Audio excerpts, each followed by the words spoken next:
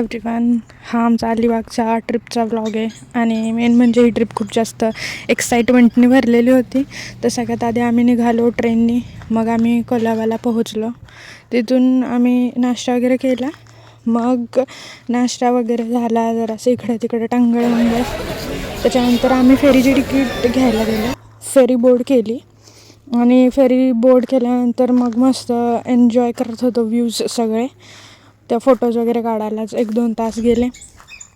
मग फेरी आमची कोल्हापूरवरून मांडवा जेट्टीला होती. मग मांडवावरून त्यांची बस अलिबागला घेऊन जाणार होती. हाय गाईज, आता आम्ही ह्याच्यावरती बोटवरती आहोत. आता आम्ही थोड्या वेळाने अलिबागला पोहोचणार आणि मजा करणार.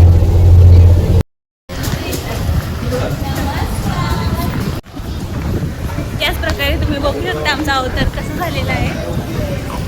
हाय गाईज, आम्ही आता घरी आले अलिबागला चाललोय आणि ही ट्रिप एक एन्जॉयबल ट्रिप होणार आहे, जी खूप छान होणार आहे. कसं आलेलो आणि कसं झालोय बघा आता आम्ही. एकदम पॅडीज बनवून खम्मा अच्छा खणी खम्मा. येस. अरे निकिता आणि प्रणाली मेन गेस्ट. अरे अच्छा, उगं नवं माय.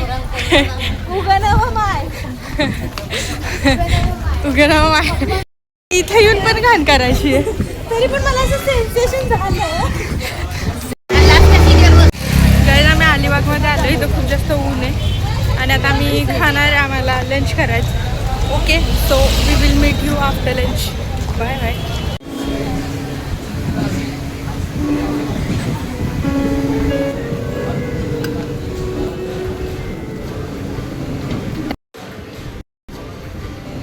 टॅलेंट.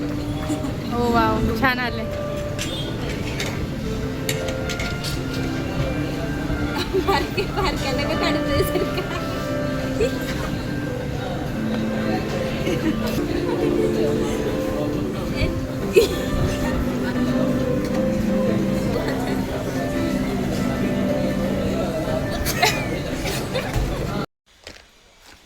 ॲक्च्युली अलिबाग बीचवरून यायलाच फार वेळ झालेला. आमचं म्हणजे चेक इन 4:30चं होतं.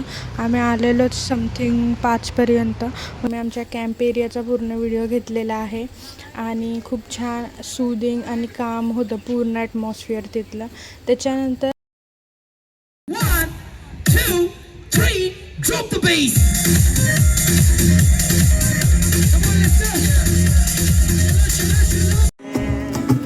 मंजिलों में अब तो मेरी एक ही तेरा नाम है. तेरे आगे कोयले से हीरा बनके ख्वाबों से आगे चलते हैं.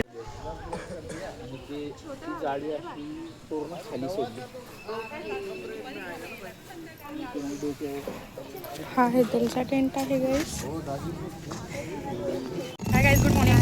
आज सेकंड डे. आम्ही बीचच्या साईडला आलो आहे. खूप जास्त ऊन आहे, चांगलं वाटतं कारण की काल खूप जास्त थंडी होती आणि आम्हाला माहिती नव्हतं एवढी जास्त थंडी असेल. आणि आम्ही काय केलं, जास्त काय घेऊनच आलं, जसं की वॉर्मर्स वगैरे तसलं काय. काकडून हैराण झाला जीव पूर्ण. पण मजा खूप आली. किती वेळ डान्स केला? 2-2.5 तास डान्स केला नॉन स्टॉप. आणि डीजे होता. 2.5 तास असं नाचलो ना. I mean best. एवढ्या मेमरीज. बेस्ट ट्रिप होती, एकदम स्पॉन्टेनियस ट्रिप होती. आणि डान्स वगैरे केला. त्यानंतर बार्बिक्यू होतं, व्हेज नॉन व्हेज वेगळं छान होतं. त्याच्यानंतर आणखीन जेवण, लाईव्ह म्युझिक होतं, बॉनफायर होतं, मूवी दाखवली, हेराफेरी दाखवली. मस्त होतं एकदम. इतकं वरथीड होतं ना, खूप म्हणजे खूप भारी. आणि आता थोडेसे डिटेल्स पण सांगते मी. थोडंसं पुढे जाते आणि मग डिटेल्स सांगते. तर खूप जास्त ऊन होतं. सो मी हे घातले सनग्लासेस. बाय द वे मी सांगणार होती की डिटेल्स ट्रिपच्या आणि एकदम स्पॉन्टेनियस ट्रिप होती. त्यामुळे आउटफिट्स पण एकदम असे काही खतरनाकवाले प्लॅन नाही करता आले. पण मग इथं येऊन रिग्रेट झाला थोडा. अरे थोडं अजून आणले असते तर, कारण की राईड्स वगैरे करायचे ना, शॉर्ट्स वगैरे काहीच आणले नाही आहे. मग असेच 1 पीस एखादा प्रत्येकाने उचलला. जे काय कपडे होते ते टाकले पाहिजेत. चला बोलले जाऊ. आणि एकदम मस्त ट्रिप झाली. म्हणजे असं वाटलंच नाही आम्हाला की होईल म्हणून. एकदम झटकीपट पण छान झाली. आणि इतकं ब्लेस्ड वाटतंय ना आता. असं वाटतंय एक नंबर. 1 मिनिट, मला शेल सापडलेत. Let me show you.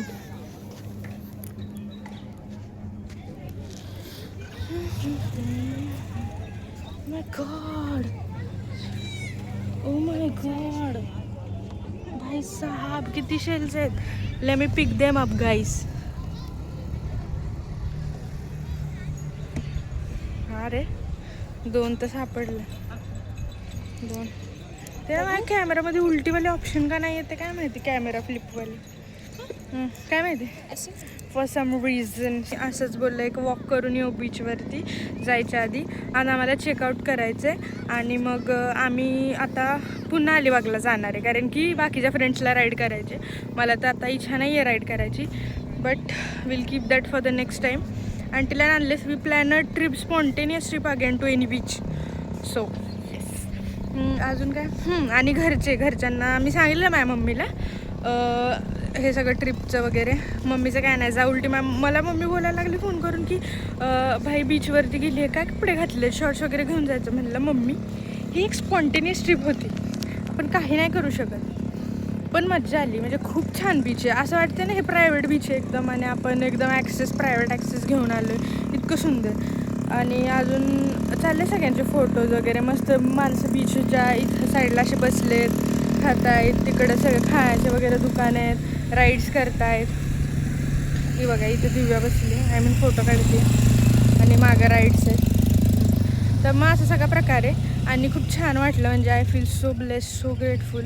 आणि मेन म्हणजे ह्या गोष्टीसाठी मला चांगलं वाटतं की पेरेंट्स इतके जास्त सपोर्टिव्ह आहेत ना की ते कधीच नाही बोलत.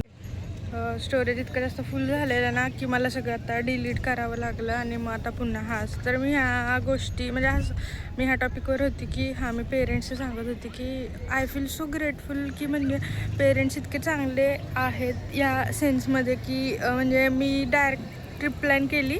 मी जसं माझ्या मम्मीला फोन करून सांगितलं की मम्मी उद्या अलिबागला निघते आहे माझी ट्रिप आहे. माझ्या मम्मीचं काही नाही जा कशी जाणार आहे फक्त एवढं विचारलं. बोललं फ्रेंड्ससोबत आहे 6 जणी होत दॅट्स इट असं जाणार आहे. मम्मी वॉज लाईक ठीक आहे जा नीट जा पैसे पाहिजे असतील तर फोन कर. झालं म्हणजे तिने एकदा पण असं हे केलं नाही की बाबा कशासाठी कशाला नको मुली वगैरे काय नाही. फक्त थोडंसं कन्सर्न असतं प्रत्येक पेरेंट्सचा तेवढाच. बाकी असं काय नव्हतं तिचं. आणि ती गोष्ट खूप म्हणजे खूप काय कसं सांगायचं चांगलं म्हणजे असं एकदम भारी वाटतं. म्हणजे असं की नाही का असं जास्त रेस्ट्रिक्शन्स नाही आहे हे नाही आहे की जायचं तर जा कर असं. आणि सहज असं सांगावं असं वाटलं म्हणून जस्ट सब हो जाने